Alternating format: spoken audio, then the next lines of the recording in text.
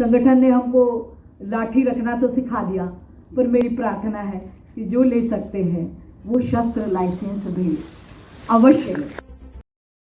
इसलिए लव जिहाद करने वालों को लव जिहाद जैसा उत्तर दो।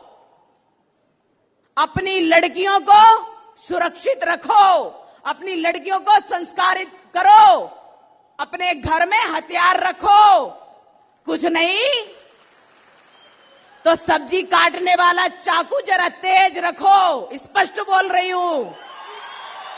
तो जब हमारा सब्जी अच्छे से कटेगी तो निश्चित रूप से दुश्मनों के मुंह भी और सिर भी अच्छे से कटेंगे। हमारे समाज में बहुत सारे जनप्रतिनिधि हैं और ऐसा कहा जाता है कि जनप्रतिनिधि समाज का आईना होते हैं और जो वो कहते हैं, जो वो बोलते हैं, उसे फॉलो किया जाता है। लोग मानते हैं क्योंकि वो जनप्रतिनिधि हैं, क्योंकि हमारी देश की जनता, हमारे देश के जन उनको चुनकर भेजते हैं। कहाँ पर? विधानसभाओं में, संसद में। और विधानसभा और संसद जो कि कानून बनाती हैं, एक संदेश और संकेत देती हैं। नमस्कार, मैं हूं मनोज मनु। आज बात करने वाला हूं कि जनप्रतिनिधियों की भाषा कैसी होनी चाहिए। आज दो बयान हैं, दो बयान बहुत महत्वपूर्ण हैं। मध्य प्रदेश की संस्कृति मंत्री उषा ठाकुर, उनका एक बयान आया है कि सबको हथियार रखना चाहिए, कब पता नहीं कहाँ किसकी ज़रूरत पड़ जाए। उनका इशारा भी ठीक उसी तरफ था जिस तरफ देश में माहौल चल रहा है। दूसरा एक और बयान आया। बयान किसका आया? भोपाल की सांसद साध्वी प्रज्ञा का। वो बयान क्या था?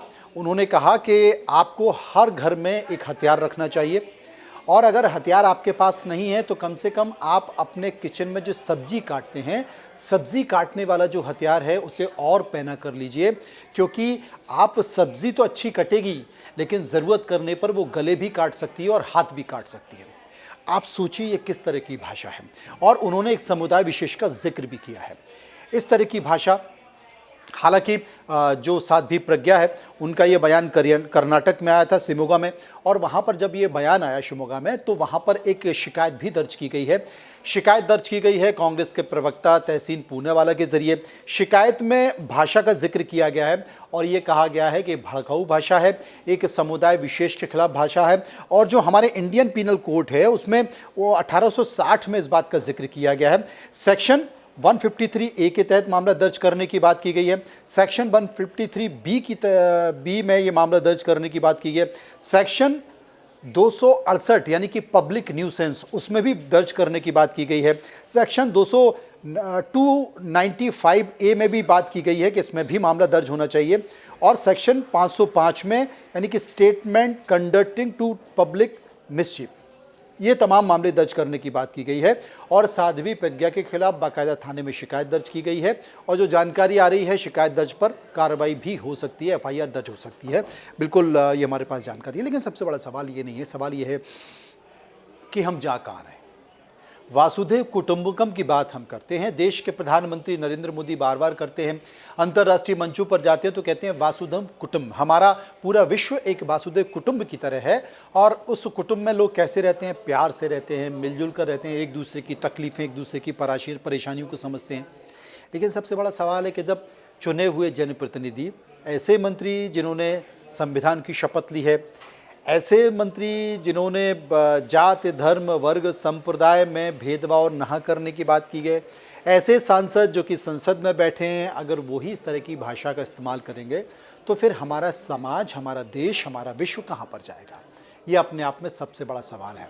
और इस तरह की भाषा का जिक्र करने वाले लोगों के खिलाफ पार्टी को ही अपनी एक गाइडलाइन तय करनी चाहिए, चाहे वो कोई भी राजनीतिक पार्टी हो, किसी भी तरह की राजनीतिक पार्टी हो, उसे अपनी एक गाइडलाइन तय करनी चाहिए कि भाषा कैसी होनी चाहिए। आप किसी पर्टिकुलर व्यक्ति के खिलाफ नहीं बोल रहे हैं, आप पूरी कम्युनिटी के खिलाफ बोल रहे हैं।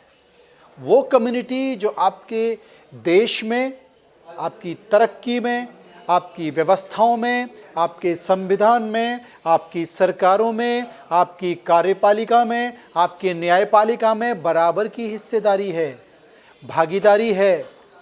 उस समुदाय के विशेष लोग वहाँ बैठे हुए हैं, बावजूद आप एक जेनरिक बयान दे देते हैं जो कि समाज के लिए अच्छा नहीं है। और मुझे लगता है कि राजनीतिक पार्टियों को ही राजनीतिक मर्यादा, भाषा कैसी हो, इस पर चर्चा करनी चाहिए।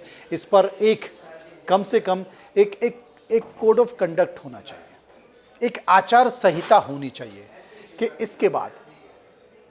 इसके बाद बर्दाश्त नहीं किया जाएगा, क्योंकि सबसे पहले आप किसी की तरफ उंगली उठाते हैं तो 3 उंगलियां आपकी तरफ होती हैं। इसलिए बेहतर होगा कि हर राजनीतिक पार्टी अपनी अपनी पार्टी में भाषा को लेकर आचार संहिता बनाए, वरना शायद बात बहुत दूर तक चली जाएगी। फिलहाल इतना ही। आप देखते रहिए इंडिया न्यूज़। नमस्कार।